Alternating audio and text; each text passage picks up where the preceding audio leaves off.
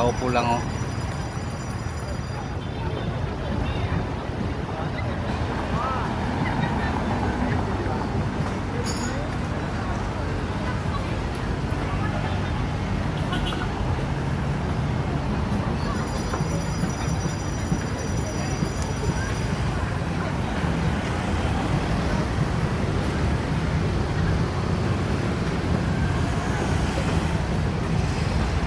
Nagbabantay si Diwata sa labas guys kasi may mga nangre-raker na naman dito.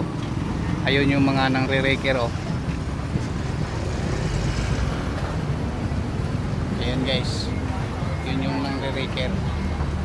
Kaya si Diwata, nakabantay dito si Diwata guys oh. Ayun.